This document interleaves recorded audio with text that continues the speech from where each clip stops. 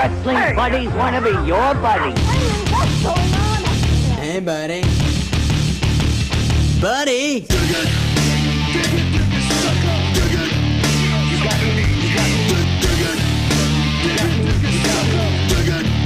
You got me mad now.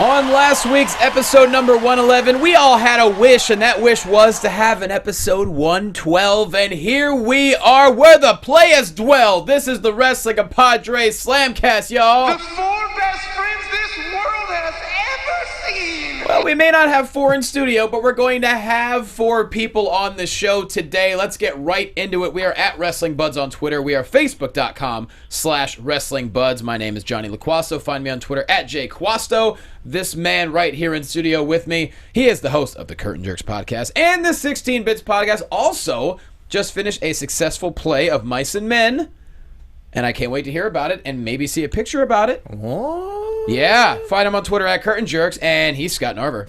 Scott Narver, he's Scott Narver. Curtain Jerk Compadres, always there to save the day. Scott Narver, he's Scott Narver. Man, you know, Okay. I'm reminded that, you know, if I'm the guy who's always here to save the day, it's like the guy who's always gets his man. You're a little somber. Whoa. The Mountie who wrote my song right there. Thanks to the Mountie right there. No, he did not. What are you talking about? Of course he did.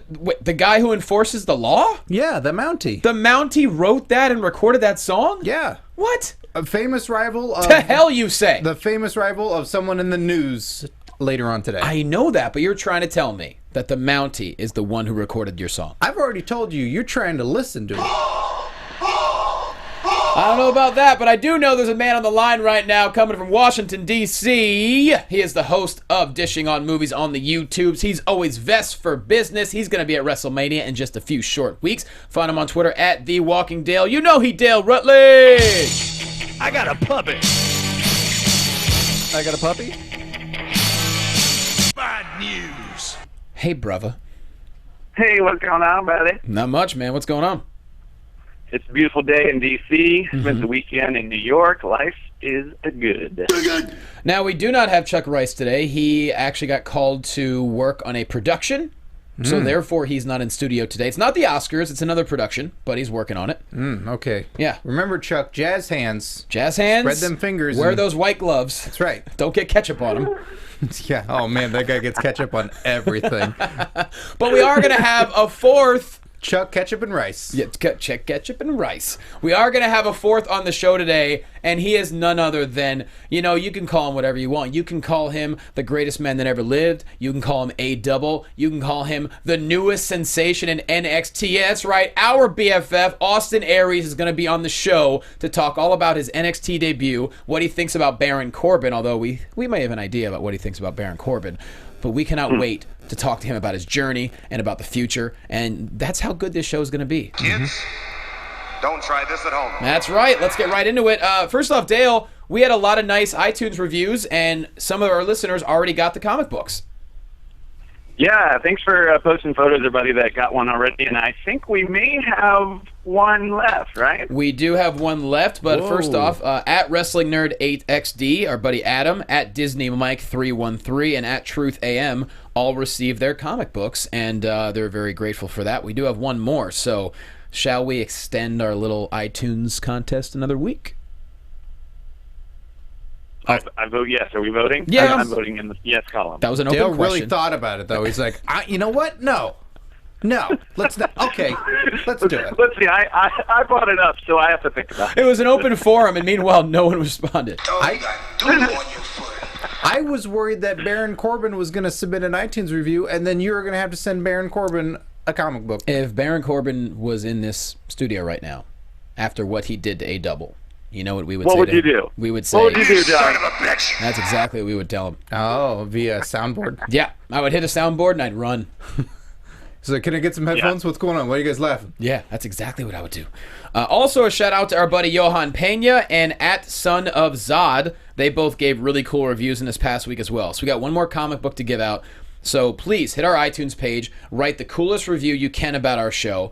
And Son of Zod gave a great review in response to the negative one we had from that miserable guy who said we were too positive, and he gave a really funny response. And so we love it. We love when people get on board. Yeah. Good stuff. You're listening. Say something. We appreciate you. We appreciate you a lot. So with that said, Dale, how was your week, my friend? Man, it was pretty great. I spent some time, went up to the Empire State Building. I went to like this crazy 8-course dessert menu tasting thing that was super awesome. Love it. Yeah, very, very New York kind of weekend. And the weather was pretty dope. And Scotty, you had the play. I did. I did Of Mice and Men. We had 3 weeks to put it together, and that included the performances. They clocked everything in. We had 48 hours of rehearsal time total. How long was the play? And 10 rehearsals. Play clocks in at like 2 hours and 15 minutes. You only had 3 weeks to put it together. What? Yeah. It was pretty chaotic, but within it and doing it, just didn't really think about it. Just went to work, and I hadn't done a play in 10 years. Wow. And it was great, and the people I was involved with were great. And throughout the course of the show, met some new wrestle friends. And I brought a photo. I'm not sure if it's up there or not, but a photo of just meeting some new wrestling friends, and we're taking photographs and on stage. Were they part of the cast? Yeah. So Okay. it's that secret, like, hey, so you like wrestling, huh? Oh, yeah. So, as we all found each other throughout the course of the show, we're taking photos and in costume there. Oh, my God, that is great. And, gave the suck it. So 3 of us in that photograph are wrestling fans. 2 of the other gentlemen came over and went like, wait, what is this? We're doing a chop? Suck it? Suck it? Suck it? Give me a hell yeah! So that was a lot of fun. Made some new friends. And I'm reminded theater is just such a great community. And, Yes. wrestling has that community. And, we're a little bitter at times, but theater is wonderfully supportive people. So And it's such a good challenge, too. Like, me and Whitefire Theater, we just did like a little 6-week run, and it was so fun. It's such a different animal doing stuff live in front of an audience. Yeah. It's really fun. Yeah. Speaking of animals, how many rabbits were killed in that production? Ooh, of good one, Dale. Dale, if you knew the play, you know that it's puppies and ladies that get the axe. It's not What? the rabbits Is that the are a DX dream. remix? The rabbits are a dream, sir. What a maneuver! We never get to the rabbits. I didn't know that. Yeah. Okay. I wish I could have made it. I'm sorry. It's okay. But I was up in San Luis Obispo Yeah. for the... Did you get any standing O's? No standing O's, but it was a lot of fun. We got a couple of them. Oh, did you? Yeah, we did. Oh, good No, job. no, tell me about What that. character were you? You got standing orgasms during a play? Oh, Yeah. boy. Yeah. You say those lines just right, and you send those vibrations. My butt would explode! Yeah. Ooh, that's pretty good. I have to do some more theater, Steve. What character were you? I was Slim. I never would have pictured that. Yeah. Slim. His description in the pamphlet was all legs. Heavy Samoan guy. Oh, I love it. Tell me about San Luis Obispo. It was wonderful. It's the 6th annual comedy festival up there, and I got to do 4 shows over the weekend. They had basically it's a great community. It's beautiful. It's like the best kept secret in California. It's just such a great area, and they had 6 or 7 different venues where the shows were. Some were theaters, some were bars, and people really come out in droves to enjoy the show. I made some new comedy friends because you have comics from all over the country that do the festival, and it's like you said, you make new friends and new contacts, and hopefully it'll allow me to maybe get out there and do some more shows at different parts of the country. So it was fun. Yeah, really good time. Very nice. So with that said, what else should we do? Oh yeah, maybe some news.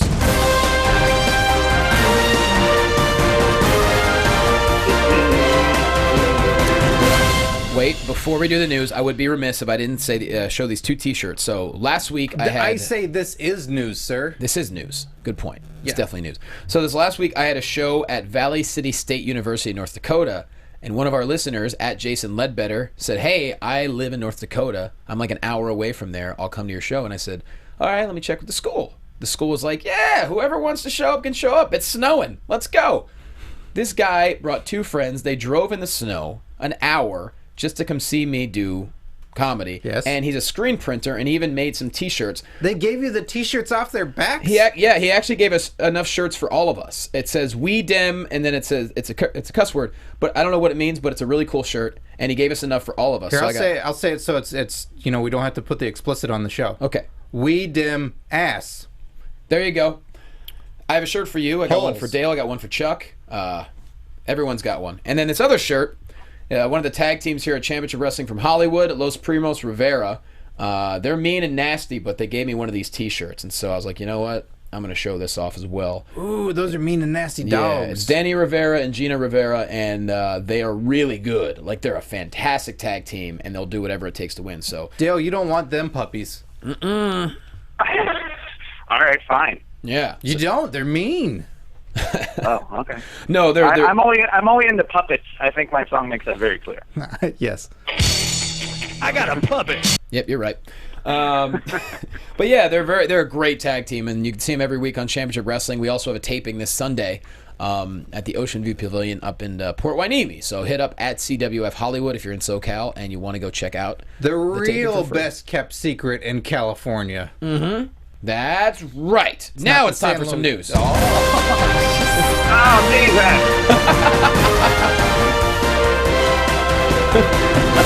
I think I just like hitting that music on Dale as much as possible. You're like commercials in Hulu where it's louder than the show Yeah. to wake you up to watch the advertisements. Except you can't skip this after 5 seconds. You're stuck. You're stuck listening. Dale, yeah, we're all loving it. Get to the news. we talked about this, buddy. WrestleMania 33 going to be in Orlando, April 2nd, 2017. You know what? So next year is going to be my 10th consecutive WrestleMania, and it all started in Orlando at 24, and so it's pretty cool that it's going back to the Citrus Bowl. All that it's interesting though, for my opinion of that actual location. There's so many new stadiums out there right Yes. now in the States, and this one is definitely showing its age. I was a little surprised. I mean, I guess, maybe it has to do with NXT or the great support they get from Orlando in general, but I was a little surprised that they're picking an older stadium to go to. I see your point. I mean, I think Florida in general, it's a much more affordable place, and I think it's such a great destination because of NXT already being there. I'm surprised that after 10 years of going to WrestleMania, Dale, you haven't had a match yet. That kind of bums me out. I know. Listen, I don't want to give any spoilers, but Shane is going to need some help against The Undertaker. Wait, is that breaking news? Mean Street Posse? It's not breaking news. Don't get that music. You know me too well, buddy. Too well. I'm already excited for WrestleMania. I'm excited for next year already. That's so cool. We're going to Orlando. Yes. I mean, Disney and Universal and WrestleMania. I mean, Dude. my head might explode. That's like a week Just vacation. set your wallet on fire now. Yeah. Just realize that I was gonna say save money, but yeah, set your wallet on fire also works. Just realize that tax season 2K18 is gonna suck. Dale's got a puppet and shave your money, according to Dale Rutledge. For Sunday. Oh, will she be in Orlando? Ooh, she might need it. Oh, boy. It's humid. That Vivid contract might be up by then. What? I don't know. Her and Joey Ryan need to team up. I don't know how many movies she's doing. I'd guess a number, but You might be wrong. Here's some cool news. Rhino is going to run for state representative in Dearborn, Michigan. Give him a round of applause for that. That's pretty cool. wow. Yeah. And he said in an interview, he said he talked to Vince McMahon about it, and Vince said, Rhino said, I hope I make you proud. And he said, you already did. Cut your hair. Right? That's great. Did you see the photo of him in a suit? I was actually pretty impressed. Although that's not the gore that I'm used to in politics. I thought it was interesting. Dale!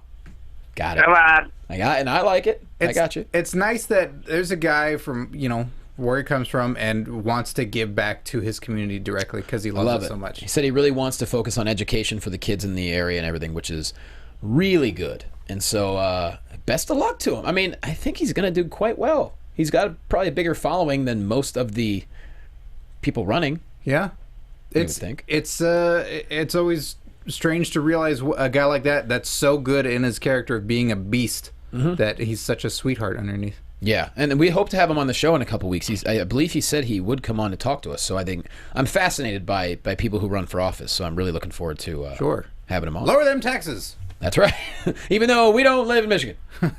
Just lower them. They love that. Just lower him. Well, look, I mean, he might have some authority to do that. I don't know. Yeah. Speaking of Orlando, the next TNA tapings are going to be March 15th to 19th at Orlando Universal Studios. So there's just going to be a lot going on in that city. So they're taping TNA 2017 on those shows. I think they'll be all the way through the next leap year. Right. Yeah. They're going back to the Universal Sound Stations? They sure are. I don't know how long it's been, but that's where they're going. Interesting. It'll be good to see those fans in the same spots on camera again. Let's hope they're let's hope they're grateful to be back there. Yes, those fans are always excited for wrestling. Orlando's the place to be now. They've got NXT stuff, and when TNA was there, like, it's just a good hub to be in. It's kind of like what New York used to be. It's pretty rad. I'd go there. I went to Orlando not too long ago and got like one of those tours that they take you, kind of behind the scenes and all that. And the girl that was giving us a tour used to go through there when TNA was there, and she said the TNA knockouts always yelled at her all the time whenever she would come in. Okay. That was funny. Interesting. She said, we're here getting ready. You're not supposed to be here. She would show her name badge and be like, "Oh yes, I am." Oh boy. Yeah. I was like, "Oh, you can caddy with the knockouts. You were right in your own place." You better watch your back. A number of years ago, I went to Orlando, couldn't find where they were taping TNA. Like, looked everywhere, didn't see it, and then got a brochure where it had a phone number, and then on Curtain Jerks, we called the number, and it was like everything but Was it a hotline? info. Yeah, I think it was like Hogan on the like, "Hey dude, do you want tickets to our show?" And then, was it Mean Gene, the Mean Gene hotline? Yeah. Okay. God, that was so expensive. Yeah, it was like $1.99 per minute. It was something like that. Yeah. Oof, not easy for a kid. No. Times is hard. Yeah. That's what Rhino should do. If you want to get his political stance on everything, you call up the 900 line. Yeah. Raises money for Dearborn, Michigan. I mean, that, or he could just gore every one of his opponents. Mm-hmm. That could happen. Yeah. More news on unfortunate, sad news. The great Japanese wrestler Hayabusa passes away at 47 years old. He was incredibly innovative. So many high flyers today were influenced by him. As a matter of fact, something Neville did on Raw, I think, was a flip that he actually created, or was the first one to do. Yeah. So, And just with all the masked wrestlers and all the different designs and costumes that they come up with, Hayabusa looks so cool in what he had. It was it's like part ninja, like it was straight out of Mortal Kombat before Mortal Kombat, of just this mythic badass ninja warrior, and carries it with his presence. Yeah, very unfortunate. He's very young, 47 years old, but condolences to him, his family, his friends, and to all his fans. And his enemies.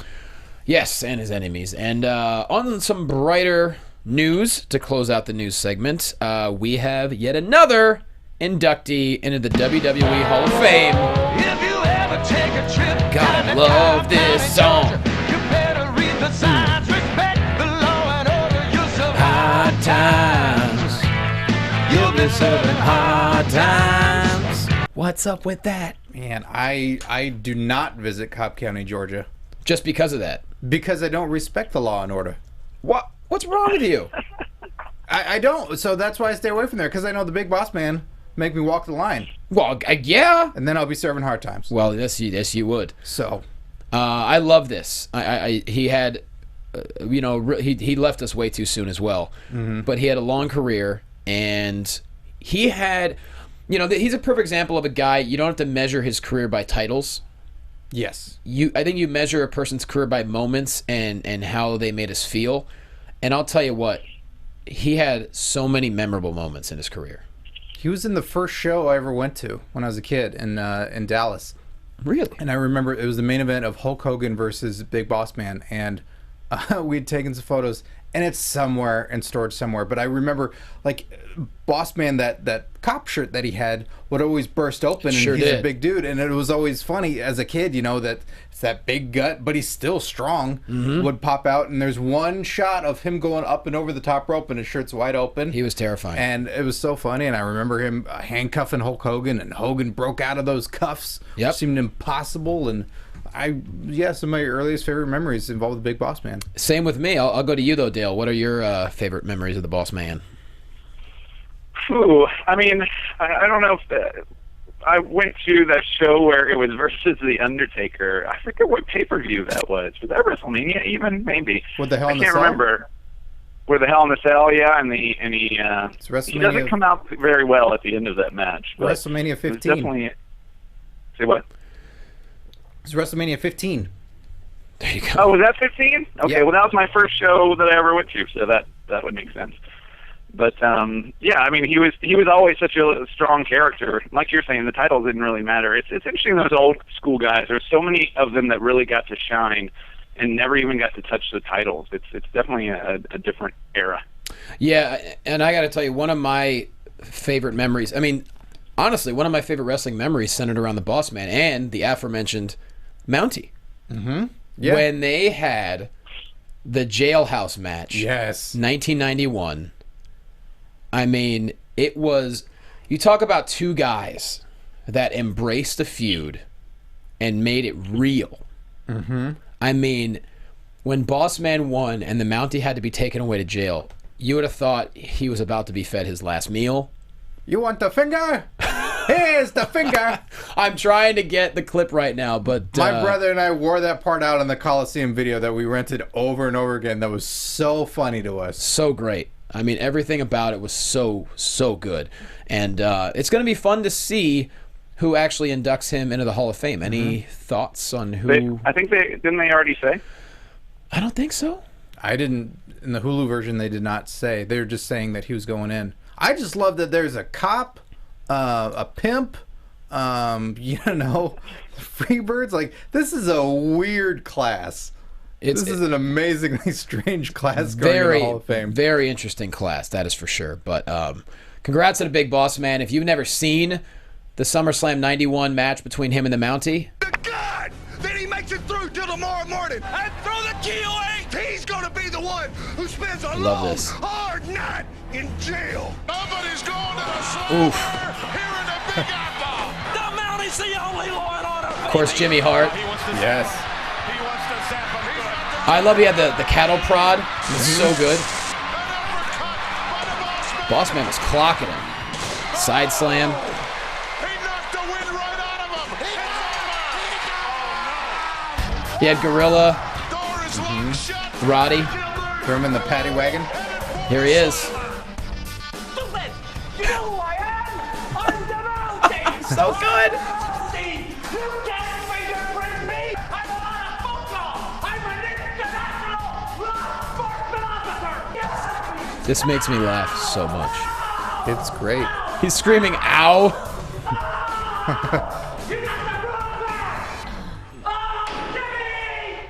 You know, one other Beautiful. highly recommended match on the network. One of the most impressive big man matches I've ever seen. I believe it's the Saturday night's main event: Hulk Hogan versus the Big Boss Man in the Big Blue Steel Cage. And they did a superplex off that thing. Good Lord. And 300-pound plus guys. That match is crazy good. That's incredible. That match is great. Love it. So congratulations to the Big Boss Man. We miss you, but it's going to be very exciting to see you inducted into the Hall of Fame, and that is the Slamcast News.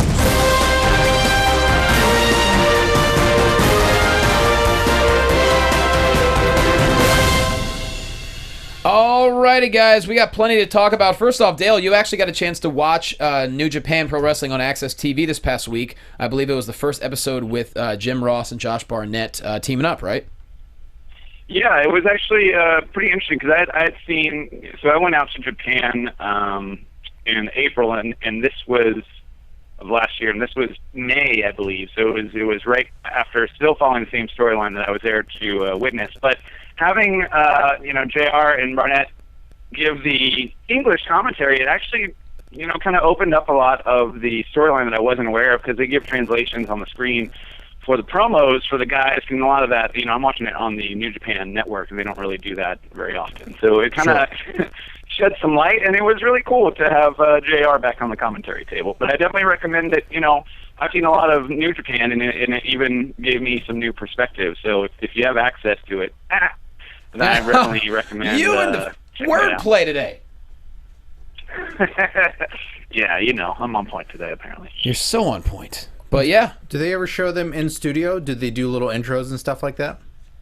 Not on this episode.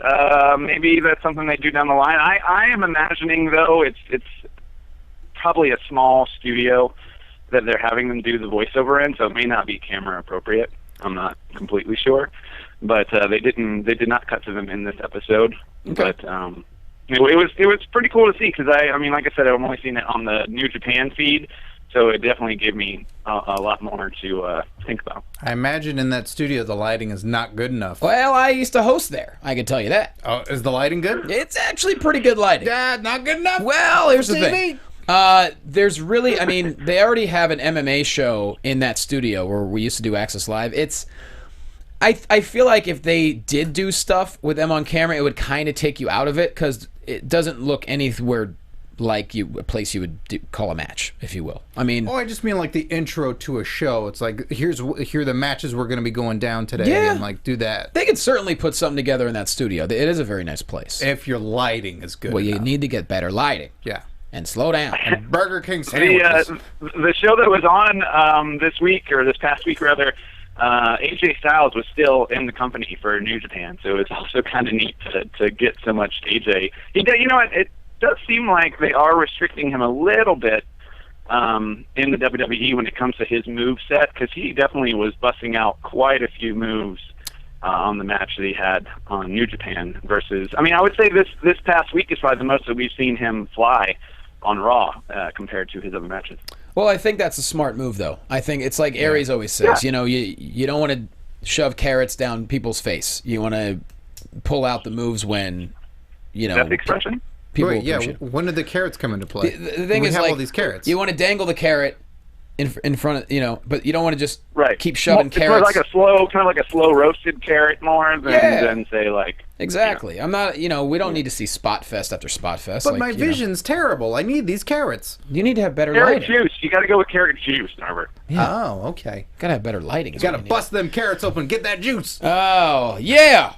Roadblock this Saturday. A bit of a surprise pay-per-view, if you will.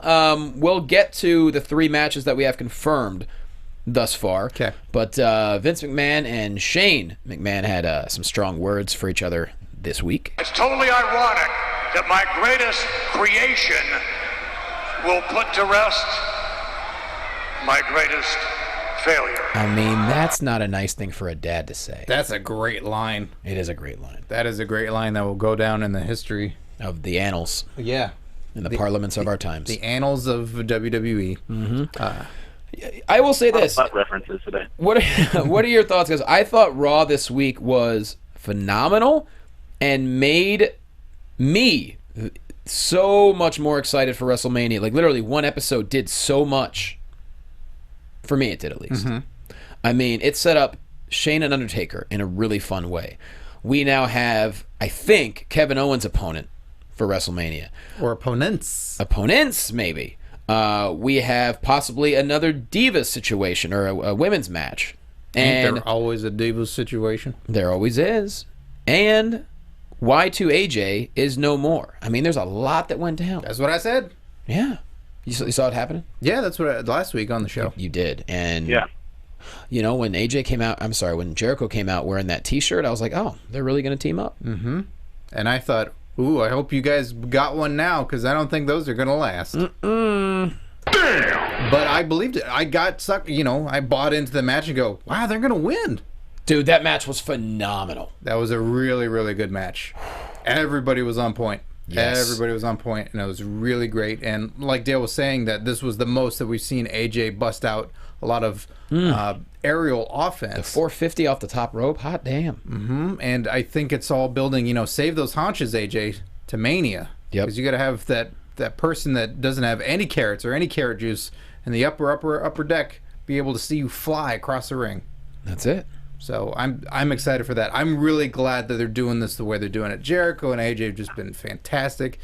It's a little disappointing for New Day because now it feels like whatever opponents they have isn't going to be as grand as those guys, you know. Dale, what are your thoughts? I am more excited to see this. What Jericho did to AJ with the 3 code breakers, that to me completely reignited the whole feud. Yeah, I mean, I was glad to see it. I also like Jericho as a heel quite a bit. I don't know if this is going to be, a tried and true heel turn per se, but at least in this scenario, he's obviously the heel. So I always enjoy him like that. The only thing I don't know is this going to be, a one-on-one situation at WrestleMania? There's not really room for more stipulations. So my only thing is, to have them face off again in such a quick turnaround, you kind of need a stip. But I don't know if they really want to have so many matches with stipulations at WrestleMania. So do these two guys go one-on-one, or do they join the intercontinental fray that looks like it's going to happen? I don't know. I think one-on-one. I think you could do maybe a more minor stipulation that has more like pride on the line. So if you were to do a submission match, because they both got their submissions. Okay. What if the winner got to go on tour with Fozzy? Oh, man, what if Jericho won that? Then nothing would change. Then Mongoose McQueen would be so upset. Yeah. I pray that they don't wrestle at Roadblock. I want them to keep I want them to not necessarily touch each other until WrestleMania. Or maybe I don't want to have another match. I gotcha. I think we could see a promo be cut by Jericho giving a reason why. Oh, no, they're doing that on SmackDown, aren't they? Well, he kind of talked to Renee at Raw, on Raw, and he basically just said, I'm tired of people chanting his name. Y2J was born in Chicago. But that's what he said. Yeah. Not a whole lot. They've been great at any segment they've been given. They've made it mean something, and it's building. So I have no fear of that. I get what you're saying about no match, and I'm on board with that as well. Mm-hmm. But yeah, that was really great stuff. That was one of the best segments of Raw. Everything about it. I love when was it Big E that just to break up a pin at one point. I think it was someone from New Day literally just tackled through the referee to break up a pin. It was great. Jericho that was Jericho. That was actually Jericho. Yes, Jericho threw Kofi on top of. It was so great. You don't see that very often. Yeah. And sorry, go ahead. No, you go, Dale. I was just going to say, but where does this leave New Day for WrestleMania? I mean, are we heading toward the League of Nations, like a 3-on-3 scenario? Yeah, that was my concern too. So yeah, I don't know if it's a multi-man thing, multi-tags, like we're talking Dudleys and Usos or something like that, and everybody gets involved. That's the thing. It's like, how do you have a WrestleMania without the Dudleys? Without the Usos, and without... You don't. Well, they also might you be either have them in their own match, which, it just depends on how crowded the card gets. We're still only, 4 confirmed matches for WrestleMania. There's a lot of wiggle room still, depending on how they book it, but I don't know if I see, the Dudleys versus the Usos as their own match. So either they get skipped or saved for the next pay-per-view, or they join this title fray. Otherwise, I don't know. I don't know how, because we didn't see either of those teams on Raw.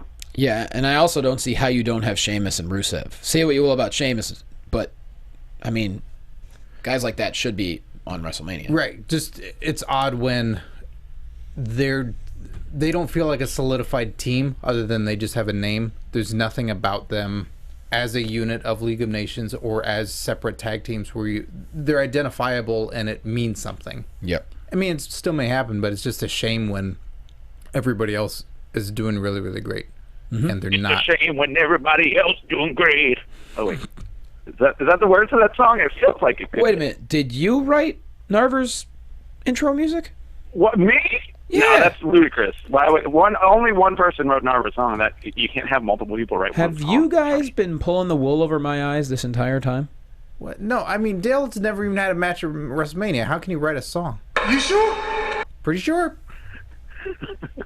Fine. You haven't seen every dark match at a WrestleMania. You can't really 100% say that I've never been to WrestleMania. Dale, get your puppy, form a tag team, fight the New Day. What are y'all two doing? Actually, What? maybe 3-on-3 Compadres versus New Day.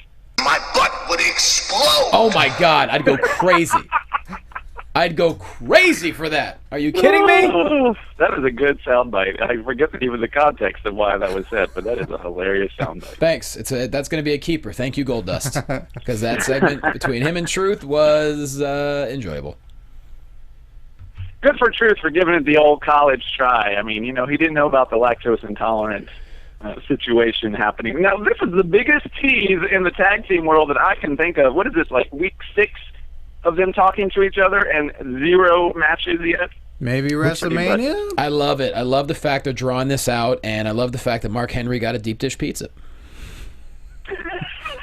I loved his hand, like, creeping into the frame to grab the pizza. Henry's the That best. was so great, and giving props to Chicago. It was a pretty great occasion. I think Henry could be a fantastic manager if he ever wants to be for someone. Oh man, yeah, that would be a great idea. I wish they would use him more overall. Period.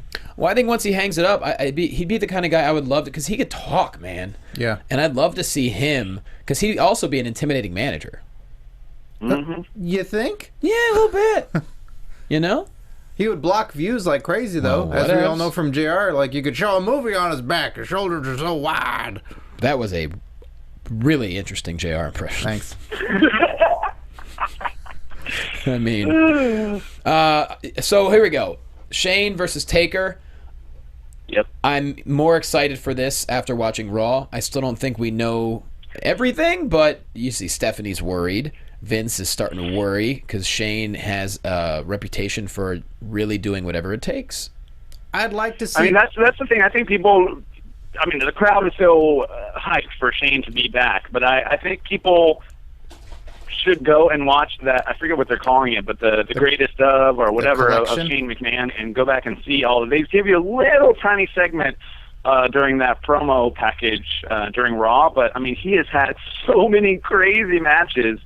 I mean, there was one with Steve Blackman. I remember I was there for it, where he just like fell like 30 feet from off the Titantron that he was climbing, and in ridiculous things. This match could be one of the craziest things that we've seen at WrestleMania. He's got no fear.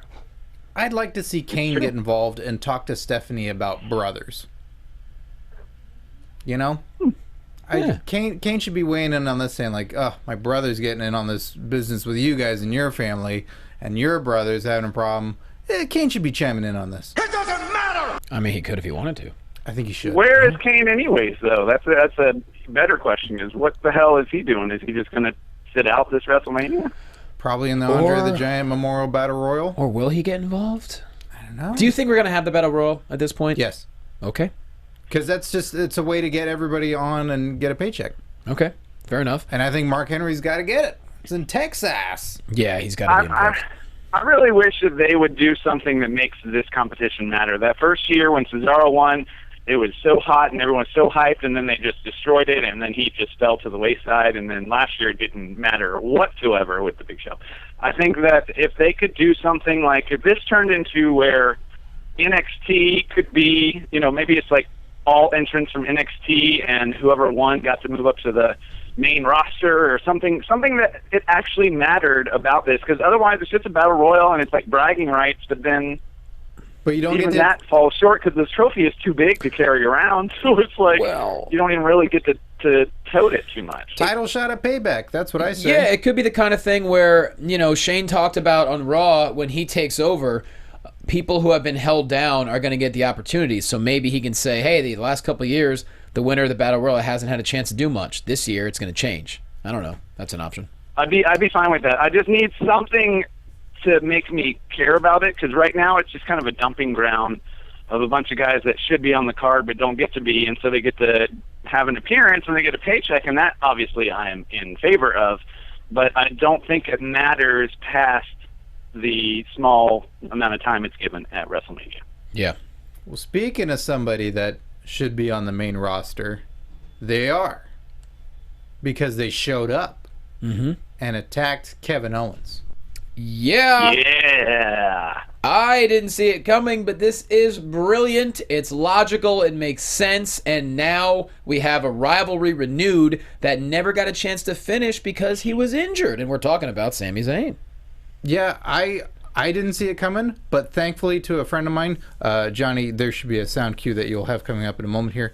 Thanks to my friend Troy Barton, who I was hanging out with last night, is just casually looking at his phone, goes, "Oh, Sami Zayn's on the main roster now. That's pretty cool." And I go, we're not watching Raw right this second. You're just reading me spoilers. So Troy Barton, me and Vince McMahon, to you say, You son of a bitch! Well done. thank you. Yeah. What a great moment if I had not had it spoiled for me by a friend of mine. But what? That was incredible. Fantastic. If it makes you feel any better, Johnny tweeted out Sami Zayn before I was watching Raw, so I also had it spoiled. Oh. At the Walking Dale. Sami Zayn. Okay, Dale, do you have something to say to me then? Yeah, Johnny. You son of a bitch! Sorry, man. I didn't know you were looking at our Twitter. I apologize. I really thought you were gonna. I thought you were gonna. Hit the I get Slamcast notifications, news. whether I look at Twitter or not. I get notifications on Wrestling Buzz. Oh, So I had no choice. I didn't mean to give you had no choice. Sorry, that was breaking Slamcast news.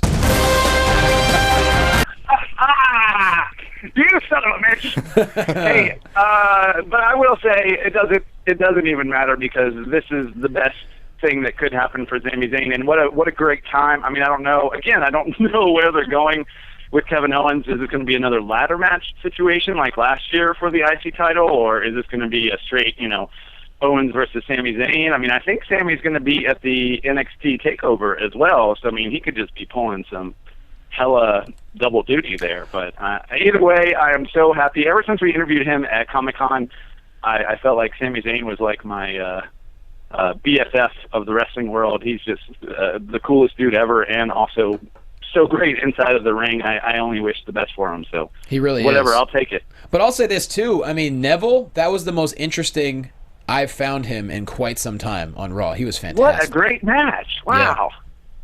So That's why I think this could be more of a ladder match situation, because you should have guys like Neville and Miz and Ziggler all going for that IC title. They all can make a claim for it at this point.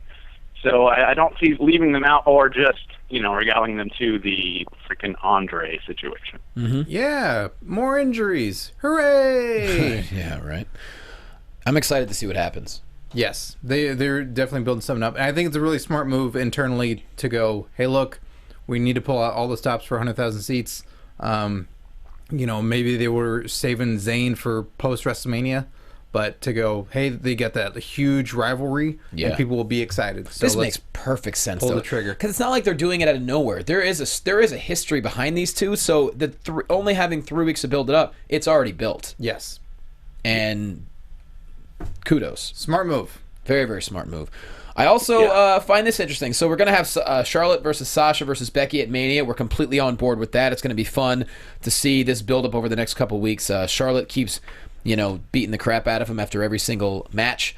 But it appears we might have another women's rivalry going on. Lana got physical, really physical, for the first time, essentially. She basically did the X Factor on Brie Bella.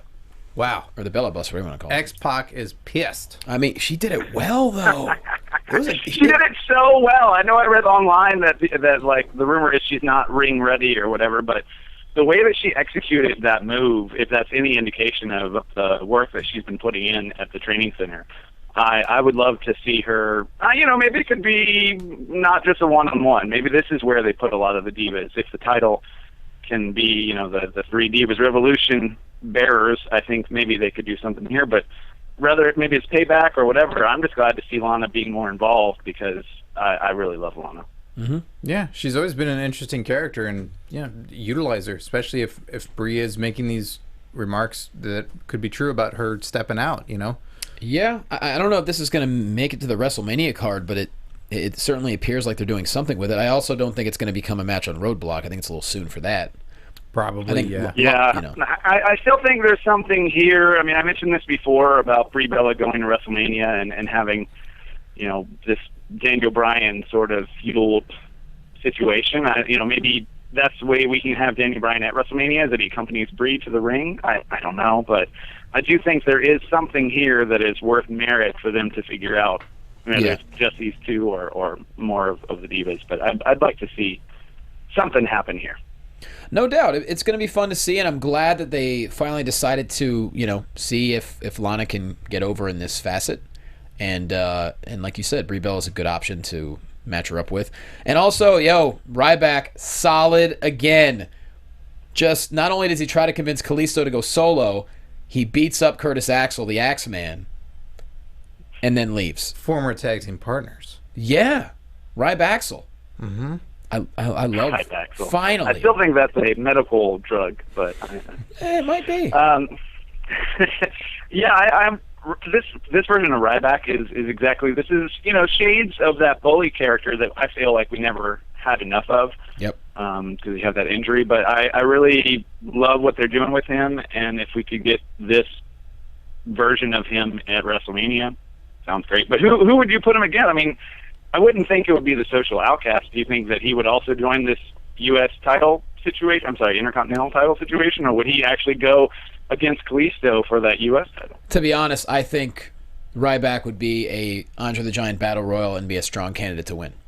I think that's an event that would help him, I think. Wow. I like that idea, actually, because then if he's looking for momentum, that could be at least something to push his character into, like, being more of a badass and having something to kind of tout. And he wins it? It's been a while since he's had something to kind of be excited about. Oh, is he touting? Is he on tout? No, I don't think that. No, I don't think that exists anymore. Well, Dale, you just said he was touting. So not that touting. I meant like personally touting. Yeah, from his tout account. Hold on a minute, player. Maybe. Tout was a word before they made it into a thing, right? Sure, buddy. Sure it was. Oh, WWE creates words. Scott's not believing you. Tout. No, I could see Ryback winning the Battle Royal, just taking the trophy and storming off and not even celebrating. That'd be so cool. No matter what he does, I enjoy him as a heel way more than as a face. And it looks like he's been, I don't know if he's working out more or doing something, but he was mega cut on Raw. So, I mean, he's not that he needs to be any more of a beast, but I don't know. I would also like this to be something that, if it did go against Kalisto, I think it would be another great thing to have a feather in the cap of Kalisto for beating a guy like Ryback to retain his title. Yeah. It's going to be very fun to see, but with that said, it's time to move on to NXT because we have been waiting to talk about this, and we're going to talk about this with our special guest in just a bit. But we had an amazing moment on NXT when finally a man who should have been there for quite some time with the WWE made his debut, and that is A. Austin Aries. Guys, that was incredible. And then Baron Corbin came out and ruined everything. As if you didn't hate him enough already. Exactly. But man, this was fire.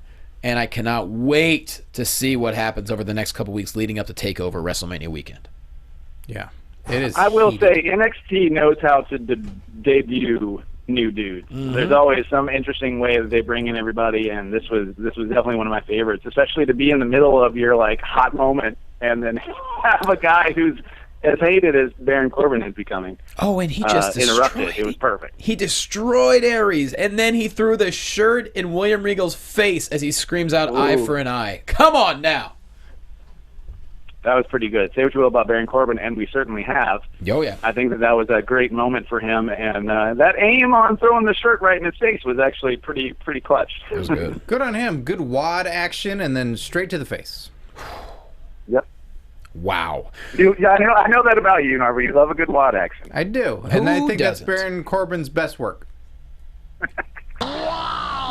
Finn Balor defeated Neville. That's another amazing match for Neville. Just the two different finishers he hits, and he still is the NXT champion. You can't ask for a much better match with these two together. Yeah. I think this is great for the history of NXT to bring, the guy who is the longest holding champion to the guy who's about to break that record. And I think this could be a transition for that finisher. I think, he had that injury, or not sure where the status is on that injury for Finn Balor, but I think they may be trying to transition him out of the double stomp. I forget what they. Dude, the coup de grace, that's tough Coup de on grace, the yeah. body, man. It's really tough to do. It's a little bit dangerous. So Yeah, so I think that could be a great transition out of that. But this match was so amazing, and I didn't really see it going any other way besides Finn Balor coming out on top, but I really loved it. I watched it twice. I really, really enjoyed it. yeah, Wow. Twice. Yeah, it was, I mean, great stuff. Of course, Neville's really, really picking up his game to get, I think, for WrestleMania season. he is. He's never mailing it in anyway, but I'm worried, Johnny. We got a lot of capes going on right now. Okay. NXT's got a lot of capes. Well, we don't know that Aries is going to use a cape. I don't know. He's the greatest man that ever lived. Well, why don't we ask him? He should be bringing his cape. Well, calm down. We're going to talk to him in a few minutes. All right. I am very excited to see Santana Garrett, who we talked about with Thea last week on the show. Emma defeated her, but I think Santana Garrett is fantastic. She was great as Brittany in TNA. She's been fantastic since leaving, and now she's that much better. And I think she's someone, I don't know if she's part of the permanent roster. I don't know what her deal is, but she's the kind of person that can set foot right in TNA and really go right to the top. You mean NXT? You mean NXT? I'm sorry, yes, NXT. My bad. She probably could go to the top of TNA also. Well, then, yeah. It's been a while since they built up a girl, or I can't think of a woman that has come in and kind of built her name on losing.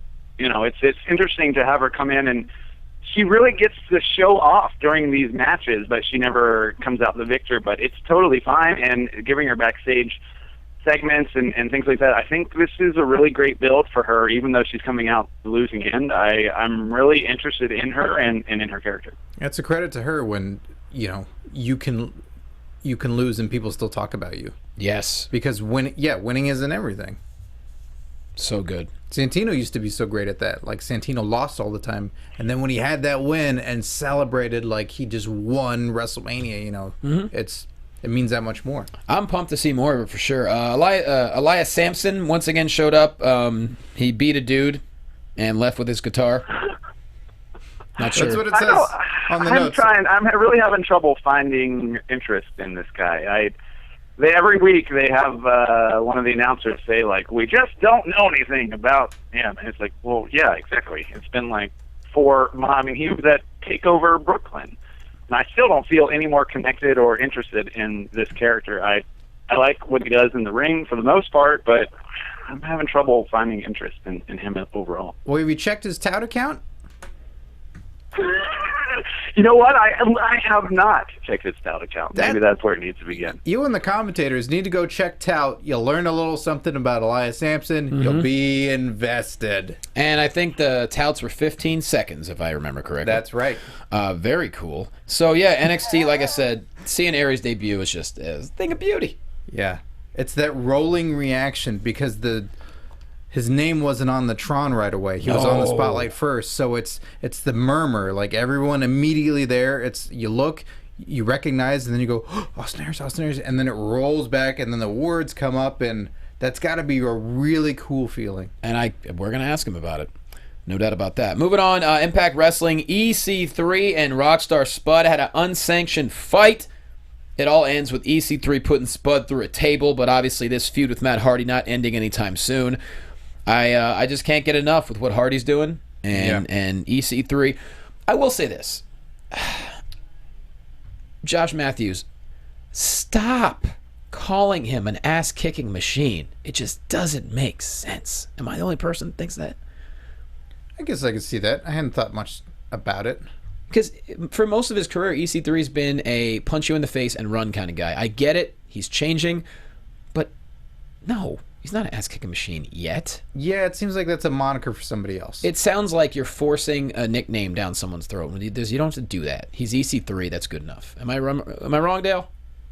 No, I think you're right. I mean, it did bother me a little bit. I just didn't, mainly because it didn't make a lot of sense. Because like what you're saying, we've known him for so long as not that. And I know, like, he's changed in the past couple of weeks, but yeah, it also did kind of seem odd to me. Okay. Yeah, Tyrus. Tyrus is an ass-kicking machine. He's a big dinosaur. Yeah, that's what he is. Maxell Hardy, that's an ass-kicking machine. That little baby can whoop it. He can whoop some tail. Yeah. Woo! Mm-hmm. Yes, he can. You know who else can? Kurt Angle. He defeated Bobby Roode. Fantastic match. Great moments after where he did a milk chug tribute. I got a little nervous because Beer Money brought out beer, and Kurt's like, hey, guys, I'm not there anymore. Yeah, it was weird because you could see them talking to each other, and I was like, oh, shit, did they forget? Even Angle started laughing. It was well played. Yeah, it was very well played. Congrats to Kurt Angle. Looking forward to seeing his final match against Lashley. Yes. Abyss defeated Jimmy Havoc, who you know a lot about. What a match that was. Slammed onto barbed wire. Oh, man. Jimmy Havoc brought it. He's a maniac, isn't he? Yeah. Yeah, well, and he's a see you next Tuesday over in England. Okay. They say that a lot. Doesn't his shirt say Die Havoc Die? Yes. Oh, boy. He is not a well-loved man there. So he's a great heel, in other words. Oh, yeah. People hate him, and he's a righteous guy. Like, he's pretty great. And, I mean, it's really cool to see the lengths that you'll go to really prove yourself to, get in TNA, and that's what Jimmy Havoc did. If you're set to fight Abyss... Yeah. In a hardcore match and then go on barbed wire, that guy, I really hope he gets a spot there. I hope it's not just a one-off in England. Me too. What do you think of that match, Dale? That was crazy. Oh, man, that was my favorite match of the night, I think. I mean, and that faction, too, just really embodies what a faction is supposed to be. Like, you get definite emotions just by looking at them, and they vibe so well together, and they just totally creep me out. And even the name is a good, description of how they are. I really love this and hope to see more from all these guys. Yeah, no doubt about that. And also Grado says he has proof that he was screwed, and he will prove it this week, whatever that means. Whatever it means, he's bringing out the truth. Yeah, Johnny. Well, not our truth. What? Not the truth that we know. Oh no. Oh, okay. I mean, you sure? I think he's basically touting the truth. That would be smart, because then it forces you, and you get the truth in there in 15 seconds. It's concise, Yeah. Tout is the way to go, everybody. This has become the tout episode. Yeah. We're bringing it back. Yeah, we'll supercut all the episodes into tout format. We're gonna do an Instagram video of all the times Scott says tout in this one episode. Tout, gotta tout, gotta tout. We'll do a tout of all of Johnny's physical therapists. Oh, you son of a! You son of a bitch! Oh, and we'll boy. do all of the touts of Dale undercutting all of us. Mm-hmm. And that'd be fantastic. That's kind of my thing, so you might be a while doing that. Oh, even there was kind of an undercut. Yeah, he's so good at it. He's so good at it. Snark. And also, I can't wait to see back to the Jimmy Havoc thing. I'm looking forward to seeing what happens with him and Rosemary. I think she's so good at embracing that character. And they took Abyss and Crazy Steve, two characters who were essentially lost, and they've made them relevant. Yeah, and Abyss, he's done so much there. And, it's kind of like Kane, where you have a character and you go, all right, well, I feel like they've done everything. There's not much else you can do. But clearly when creative forces are put into play, you can reestablish someone and make them great again. Yeah. And because he's always got the talent, he's always got the chops. There's no lack of that. It's just the force behind him. And Crazy Steve, as much as I'd like to see the name get tweaked a little bit, even he's, from just being a joke, it's now a whole lot better. And Rosemary's been a big part of that, which is pretty cool. Dale, Lucha Underground, we got Phoenix is the new Gifted to Gods champion. That match was insane. Yes. I'm interested to see how this all goes. I feel like this particular title has a lot of legs to it, and a lot of people could vie for it. So I'm interested to see what they do next. But Phoenix, I mean, I don't know if people are sleeping on Phoenix or not. They really use him really well, and a guy that maybe would get totally lost in other, federations. I feel like I'm really glad to see him be put on a pedestal, because he is such a great in-ring performer. And that's the cool thing about Lucha Underground. You don't have to be a great talker. People are going to get behind you by what they see in front of them. And they can make cool vignettes around you. Whoo! You could have an amazing vignette without even saying a word with Lucha Underground. Mm-hmm. It's fun. Yeah, Roadkill should be in there. He should be. Yeah. He should take on King Cuerno. How about that? Oh, my gosh. Cuerno's fantastic. For the chickens. Yeah. He'll put a chicken on his head. The chicken. How good is These King... are great suggestions, guys. How great? Thanks. How great is King Cuerno, though? Everything he does, whether he wins or loses. is just I fantastic. mean, that's basically like a true badass. I mean, he really just embodies so many things that without, like we're saying, without having to do too terribly much. I mean, that guy is mysterious, but also able to kind of, I don't know, evoke emotion just with the way that he is in the ring. And I don't know what they call it, but that move that he does where he bounces off the ropes and he shoots himself like an arrow, I mean, I'll never get over that. It just looks so beautiful. It certainly does. And Mil Muertes breaks up the Pentagon Jr. versus Prince Puma match. This is a hell of a triangle we have going on. I mean, three of the best, but they couldn't be more different. You have Puma, who could essentially do everything. You have Pentagon, who is completely ruthless. And you have Mil Muertes, who's death. Yeah.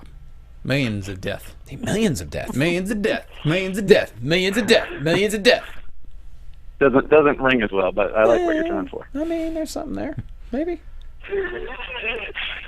No? Yeah, I love. I mean, it's hard to find a character in Lucha that I don't like. I mean, that's the magic that's happening over there. Is that they are able to, because of the vignettes and because of the way they shoot it, they really make everyone matter that they put in the spotlight. And they're I'm sure there's some duds, there's some things that they edit away that we're not even aware of, but the way that they present everything on television, it just comes off like really sleek, powerful TV.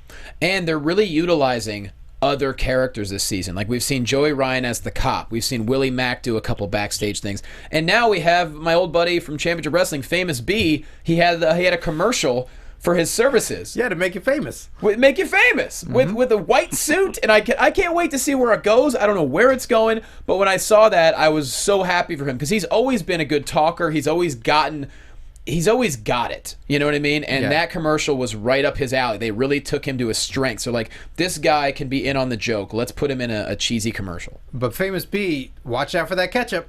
Yeah, white suit. What's your concerns with ketchup today? What? You have some kind of ketchup trauma from your past that we don't know about? Why don't you mind your own business, Dale? Chuck? Whoa! Might get ketchup on Johnny, everything. you're involved? All right, I need to know the backstory on this ketchup fiasco. All right, so any moment, I believe Austin Aries will be calling in, but Cobra Moon. let's get into, well, what about her? She beat Sexy Star. Yeah, she's pretty. Cobra Moon's okay. She's pretty. Okay, that's fine. We saw her. We went to that first episode that she was at live, and I had trouble kind of understanding what was going on there. But I feel like they obviously have a good path for her. But We'll see. I'm kind of on Narber's side. I'm not really sure what's up. We'll see. But let's move on to. We might as well talk some Roadblock because that's coming up Saturday. Oh. As of now, we only have, 3 matches in the books. Right. So.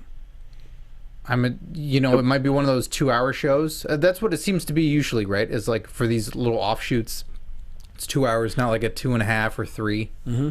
So. Yeah, I think like Johnny said last week, it is basically the Saturday night event replication. Right. I think maybe it is going to be 2 hours.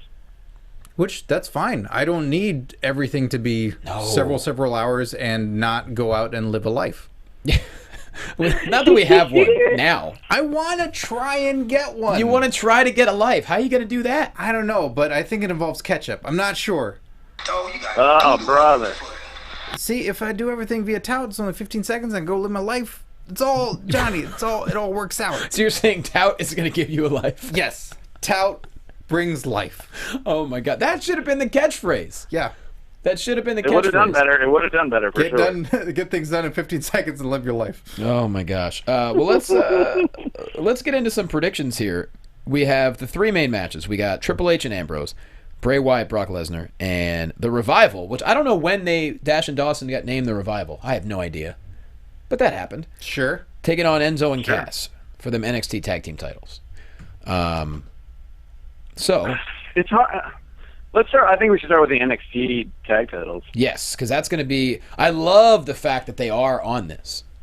That's cool. Me too. Yeah, it's a great way to bring. If you're not watching NXT for whatever reason, this is a great way to kind of put these guys in your focus. And I think that I don't know. I don't know what the plan is for Takeover, but I would love if this was the moment that they got to win the titles for the first time. Yeah, do they have well, as of now, we don't have match for TakeOver with them, but maybe this could be the kind of thing that really sets up a big thing for TakeOver. Who knows? Could be. Yeah. Would you rather see them win here, or would you rather...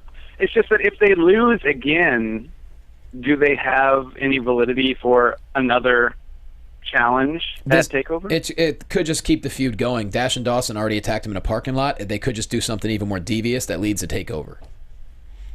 So you think maybe like a DQ situation? It would have to be something. I just don't think Cass and Enzo can come up on the losing end if it were to be a clean situation.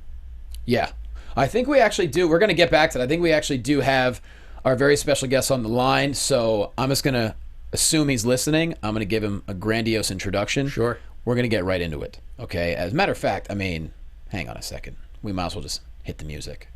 You know what I mean? Mm-hmm. He has been a longtime friend of the show, a longtime friend in life. You may know him as the greatest man that ever lived. You may know him as A-Double. But now you know him as the man who's going to take down Baron Corbin, especially after what he did last week on his debut on NXT. Find him on Twitter at Austin Aries. He's Austin Aries! What's up, man? Hey, what's going on, Johnny? How are you, man? Dude, it is so exciting to have you on the show. We love you every time you're on the show, of course. But this is such a special time because, wow, talk about a long time coming.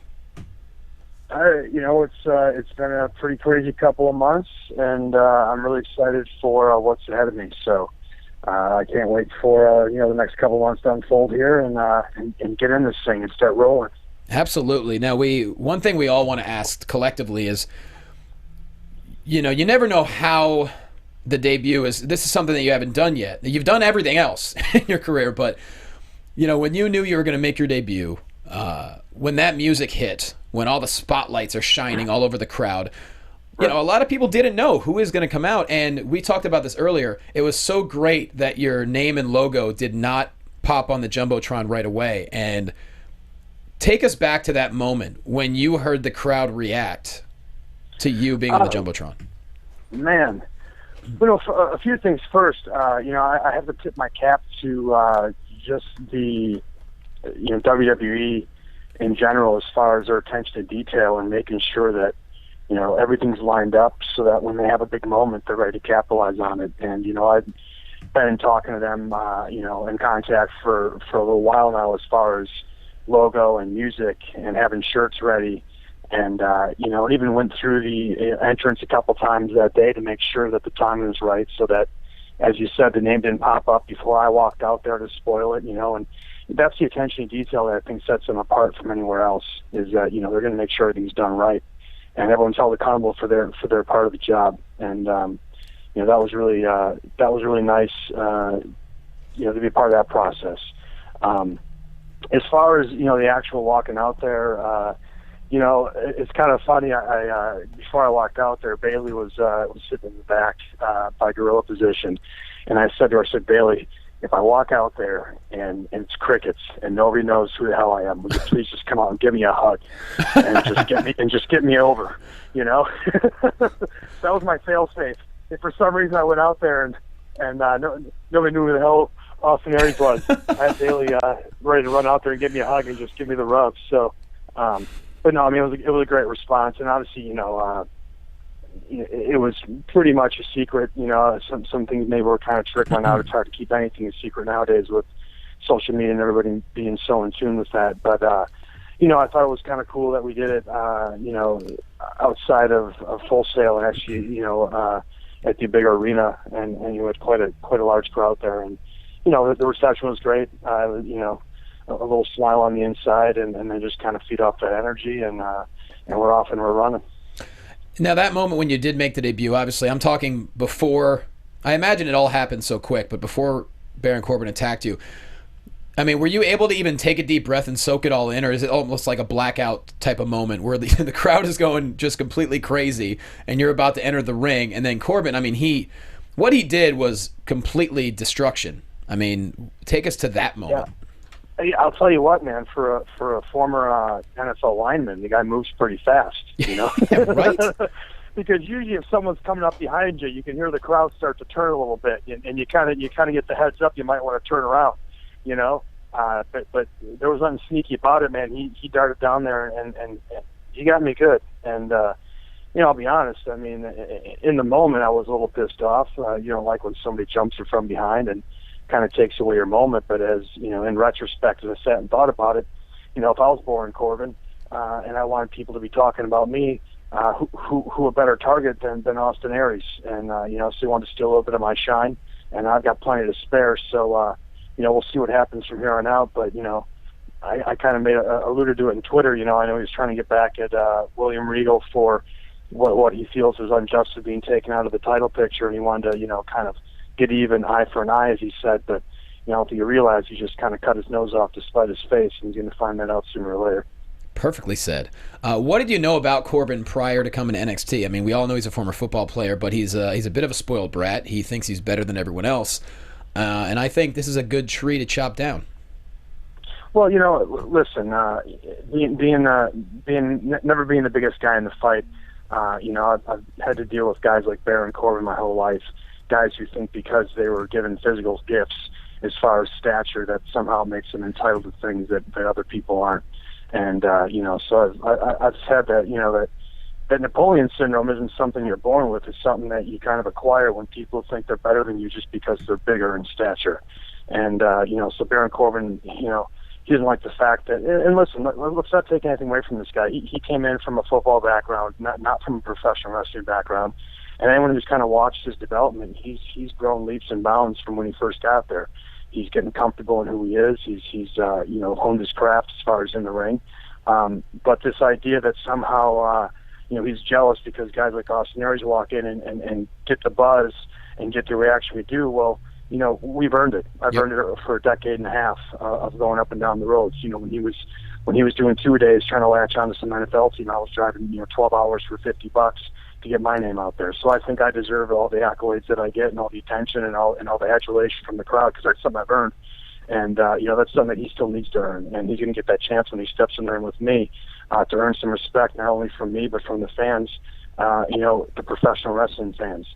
And so. You know, this idea that somehow we're entitled to something because of our height or our weight don't really fly with me. So, you know, and the other thing too is you don't measure passion, and you know, everything I've gotten in this business one way or another is because of the passion I have for professional wrestling, and we're going to find out if he has as much passion when he steps in the ring with me. And that's exactly what leads me into our next question that we want to bring up to you. You mentioned about, you know, a decade and a half, you know, just everything you gave to the business and how you got to be as great as you are. You know, you and I first met about 6 years ago working together. And I remember you went through a phase, and I know, Scott, you said you actually watched an interview, right? Yeah, this was, I was reflecting and I was thinking, right when I was starting to be aware of your work, like, it, you know, there's always, as wrestling fans, you know, you're always behind. There's always someone else that you're hearing about, always someone you're, you know, wanting to see. And I remember seeing an interview with you where you're talking and saying, you know, I've been here, I've done all the things I can, and it's almost you had reached a cap where then you considered retirement. And this was before TNA, and obviously where we are now. Right. And it's got to be that frustrating feeling of, you know, you don't know what to do, but then clearly you broke through that. You moved on forward through there. I think I'll say retirement's a strong word because I'm smart enough to know that in this business, nobody really retires until they die. But yeah, there was a point where, you know, I left Ring of Honor. I'd reached out to WWE, and this had nothing to do with Tough Enough. This was completely separate. I had some dialogue with them at the time, you know, and, you know, at that time, they weren't hiring anybody over 30. I think I was 32 at the time. And you know, they've gone through different phases of kind of their edicts of what they will and they won't hire at certain times. And I've always, for whatever reason, kind of missed the boat until recently. And at that point, you know, at 32, I'd been pretty much everywhere I wanted to be. You know, I'd been at TNA a couple times. I'd done Ring of Honor a couple times. And, you know, I was doing some indie stuff for, like, Evolve and things like that. And I remember flying home one day, and I was really sick. I was actually really, really sick when I had to go to the show. And it was actually, I wrestled John Moxley, the now known as Dean Ambrose, in his last match before he actually went to WWE. And I was sick as a dog, and I don't get sick too often, but I remember getting in New York, and I just kind of laid in the back the whole day and slept. Wow. And until I had to drag myself out there for my match with him, and really enjoyed working with him. I told him, hey man, this is your farewell, so this is your show, and we went out and had a fun match. And I remember afterwards, just it was time to find my hotel and figure out my ride to the hotel, and that was really all I'd asked for. I was coming in for a pretty reasonable price, and I just said, please just make sure that my accommodations are handled. And we got to the end of the show, and like happened so many times, now it's, oh yeah, I hadn't booked it yet, and I got to figure out who's getting into it. And I just, and I just kind of shook my head and said, God damn it, I've been doing this for too long at too high a level to still, I remember flying home that next day and just said, how long you want to keep doing this? Until you're Randy the Ram and you're selling your 8x10s at 55 years old, and doing this. And sometimes I feel no matter what you do in life, and especially if it's something you're passionate about, and it's not just a job, but it's something you're passionate about. You get too close to it, you need to take a step back and reevaluate. And I think that's all it was for me. I just said, what, I'm spinning my wheels. I feel like I'm banging my head against the wall. So why don't I just take a step back and kind of, survey the land a little bit, see if there's some other areas in my life I can put some focus into, lo and behold, within a few weeks, and I had no bookings on my schedule, which is the first time in, 10 plus years I had no bookings, and it was a weird feeling, but about a week into that having no bookings, I got a phone call from TNA, and they were asking if I wanted to come down for a payday. They're doing this little X Division thing. And I think that was like the break I needed to kind of come in there fresh and renewed and just kind of take that opportunity, run with it, and turn that into the last 5 years of being pretty successful and find myself now in the greatest position I've been in yet. So that's basically that's the story. No matter what you read on the internet, he was going to retire because he didn't make Tough Enough or things like that, and it's like not quite. But sometimes those stories take a life of their own. But yeah, man, just sometimes you got to take a step back and see things a little clearer and kind of reevaluate things. Yeah, it's, I think a lot of people have been through that, and sometimes you are in the grind too much and you don't do that, and it does give you perspective. It does let you know, like, I like this, I don't like that. How can I control it and make it better for myself? And then even on that... Johnny, I'm sure you felt the same way sometimes with comedy, man, because I know that you've busted your ass for a long time, and you've made the travels, and it's a very similar business, and there's got to be times where you're just like, man, like, how do I break through? And sometimes you got to take a step back to take 2 steps forward, and I just think that's what I did in that case. I'm sure you felt the same way at times. Oh, yeah. I mean, it's funny, as you were saying that, when you talked about how when you're so passionate about something and you put so much of your life into something, that makes it that much more difficult. As you were talking about that, I literally got like a twinge in like my kidney, like because I do. It's going Brando in Apocalypse Now. Yeah, exactly. Like I feel that so much all the time because here I am. I'm over a decade in now, and yeah, I've had a lot of amazing things happen. Like you and I getting to go to the Middle East in August with an amazing group of people. Oh, yeah.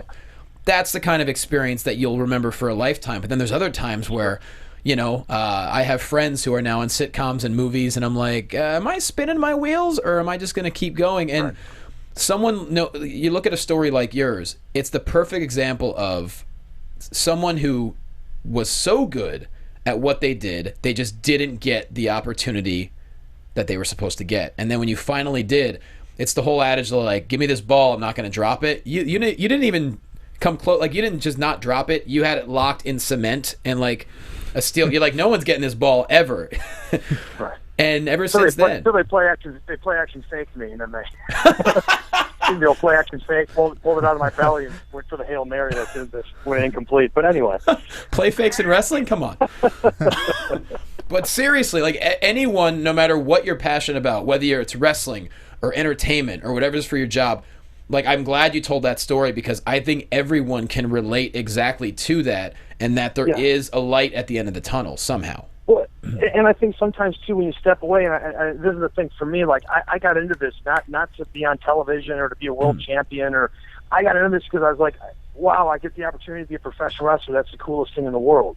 Like this is something I love to do, and I never had a set goal of, well, here's when I consider that I've made it. Like for me, it was when I can quit my shitty job waiting tables and supplement my income that way, which wasn't a lot of money for a year. I've made it, And I did that after 4 years, and I wasn't living a rock star lifestyle, but goddamn it, I was paying my bills being a professional wrestler. That was my only goal. Obviously, as you start hitting those checkpoints, you start setting new goals. And but sometimes when you step away for a little bit because you think everything's the shit and you're not getting what you deserve or your fair shake or you're spinning your wheels, and then you sit back for a couple weeks or a month and you go, you know what, maybe I didn't have it so bad because I was doing something I love to do and I was paying my bills doing it, and the alternative of getting just some menial job that I hate every day and not getting to travel and not getting to have a flexible schedule and not getting to go to the Middle East, which is an opportunity that most people wouldn't have except for in our crazy businesses. Then you start to realize, you know what, like maybe I do have it pretty good, and my expectations need to be readjusted, and they're like, and realize that if you enjoy the journey, don't be so focused on the end point, the destination, but enjoying the journey is really half of it, and you have to enjoy the journey of wherever you're going to end up, and in this business, just like your business, I've always told everybody who I've ever done seminars or trained, like this is a marathon, not a sprint. Yep. It's not how fast you get out of the gate, but it's who's willing to still be there come the last mile, who's still trucking along, because if you are good enough and you are passionate enough and you do stick in the game, you will get your opportunity. And I think now, with the situation I'm in with, WWE and NXT, I think it's a testament to that, because who would have thought at 37 years old, this is when I would now finally, get my opportunity there, when they told me I was too old 5 years ago, Yeah. But things change, situations change, and you just got to keep believing in why you got into it and believing in yourself, and good things happen. I got to say, man, with this whole amazing thing that's happening right now, you got to feel 25 all over again. I mean, come on. I feel great, man. I mean, I'll be honest, I really took a light schedule. After the Middle East stuff we did, I had a couple of international shows and did some House of Hardcore shows, but I really took a light schedule to just kind of let my body heal up, and plus, there was, conversations going on, so I wasn't trying to overbook my schedule so that I was available for whatever was going to happen. But I tell you what, when I went on the road this last, was it 2 weeks ago, 3 weeks ago, I went and did a few live events, my first live events for NXT, and yeah, man, I felt reinvigorated. I'm back in a position where I feel like I have something to prove. Like there's a whole new audience now that some of them want to see me fail because I'm that indie vanilla midget. And then there's a bunch of people who maybe have heard of me but haven't seen me, prove it on the big stage. So Yep. I got a chip on my shoulder, and when I'm motivated and I feel like I got something to prove, I don't think there's too many that are better than me out there. So I'm excited for the opportunity and to show everybody what Austin Aries is all about. And you've already proven that. And what better time to debut than just happens to be about 4 weeks before the biggest show of the year? Yeah. Not a bad time, and obviously, you have Dallas TakeOver coming up, and I surely would like to add my hand in that. And we'll see what's going to happen the next couple of weeks as the story plays out here with me and Baron Corbin. But that's a place that I'm kind of eyeing up if we're gonna make an impact, and let's be on the biggest stage that NXT has to offer, and that's TakeOver Dallas, which, if I'm not mistaken, sold out in about 15 minutes back in December. Jesus. And it's hard to get a ticket for under $1,000 right now. So that's a place people want to be. And I'm sure that crowd's going to be amazingly electric. So I'd love to be a part of that. Oh, it's going to be absolutely phenomenal. And, like I said, everything you said, just it's such a... It's very inspiring. Because, I mean, those of us that work in wrestling, and I think the fans realize how much of your life is dedicated to it, whether it's you or whether it's anyone, NXT or WWE. Like, you really have to put everything into it. Even me working in it for the last 6-7 years, like... I think of the hours and like the money I've lost in pro wrestling. It's like you just do it because you love it, and Sure. to see where you're at, it's so motivating for I think everybody. I'm motivated. It's motivating me, and it's making me, again, kind of that renewed energy. That sometimes when you kind of get in a place where you kind of, I don't want to say go through the motions, but ebbs and flows. There's always ebbs and flows in our respective businesses, and then you have these moments where it just kind of, it lights a fire under your ass, and I definitely feel that way right now. And I read and I hear a lot of people saying, well, why is he in NXT? He should be on the main roster of NXT. It's like, listen, as far as I'm concerned, NXT it's another brand. Yep. Okay, it's far beyond a developmental territory, and all I have to do is look at the people who are there, competing, and then go to the live events and see that they're selling out, 2,000 plus seat places quickly.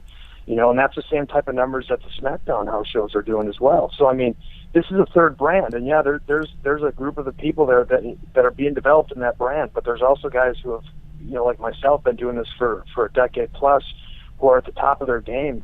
And frankly, I think right now it's the brand within WWE that has the most buzz, and that a lot of people are most excited to watch, because I think it really is the brand that has captured the passionate hardcore fan base's imagination, and that's what they're really tuning in to see.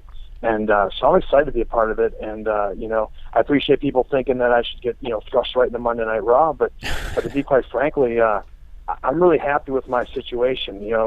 My contract, my situation, everything about it.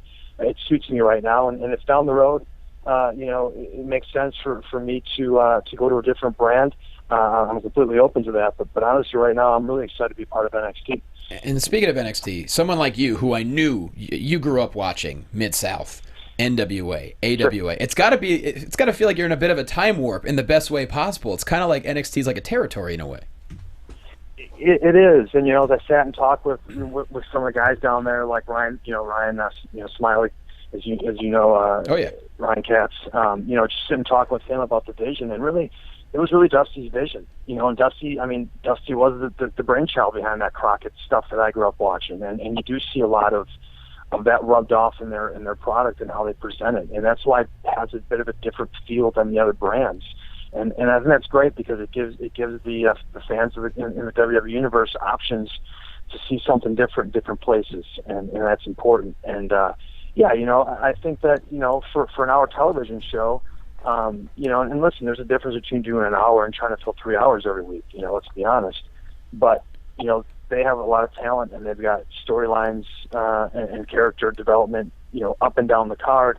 And it's hard to get on that hour right now, because there's a lot of great talent down there.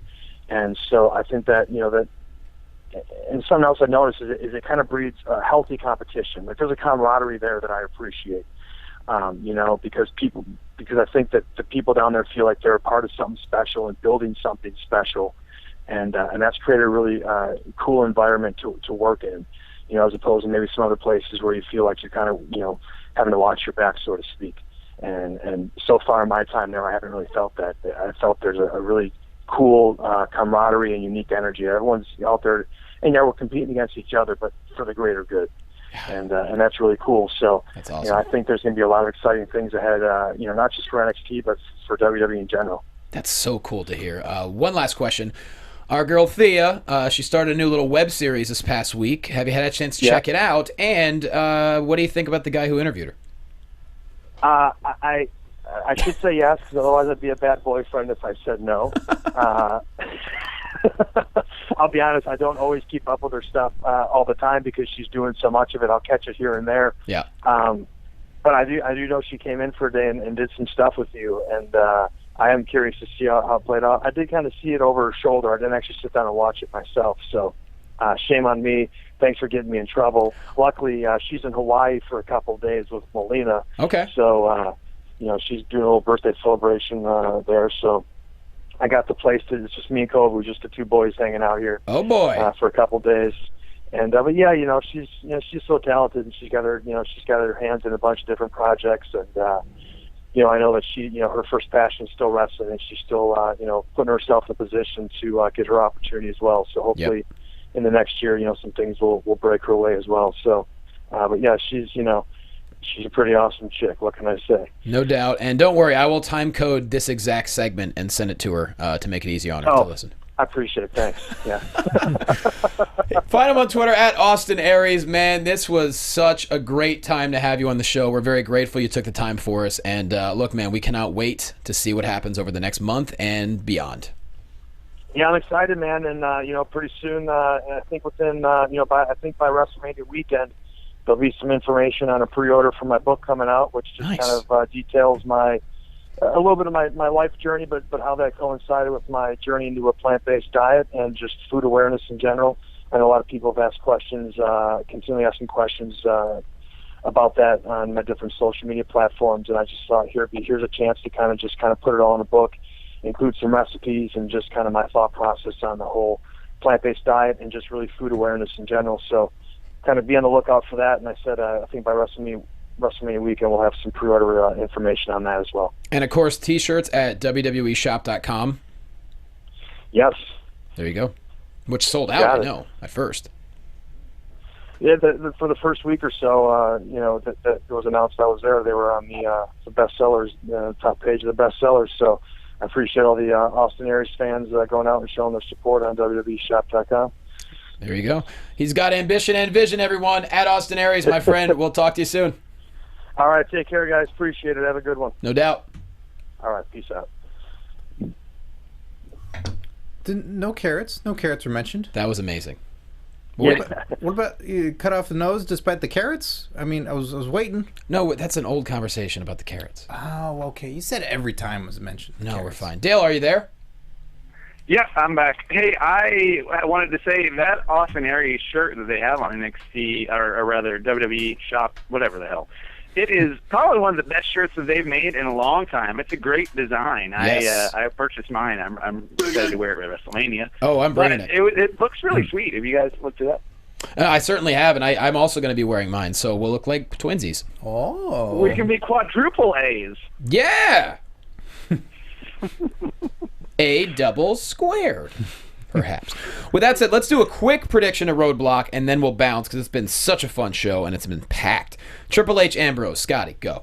Triple H. Okay, I am also going to say Triple H. Dale.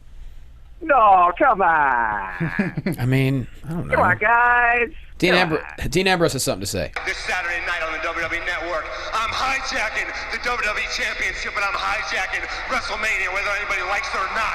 That's right. My butt's gonna explode. That was more than a little something to say. I really see this. I see this going the way that we predicted and making it a four-way at WrestleMania. I really want that to happen. Wow. Who's the fourth? Lesnar? Brock Lesnar. Yeah, Brock Lesnar. Okay, so that means you're also taking Lesnar over Wyatt. Oof.